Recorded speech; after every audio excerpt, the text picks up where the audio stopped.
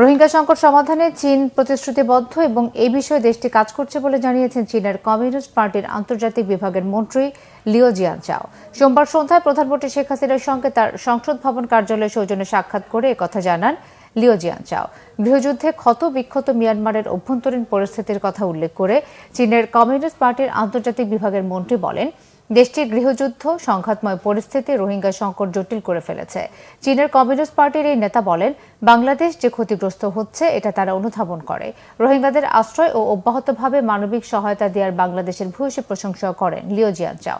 এ সময় দীর্ঘদিনে রোহিঙ্গা সংকট সমাধান না হওয়ায় হতাশা প্রকাশ করেন প্রধানমন্ত্রী শেখ হাসিনা। বলেন, রোহিঙ্গা সংকট নিয়ে খুবই দুশ্চিন্তাগ্রস্ত বাংলাদেশ। সংকট সমাধানে চীনের সহযোগিতা এবং চীনের প্রেসিডেন্টের আন্তরিক উদ্যোগ প্রত্যাশা করেন তিনি।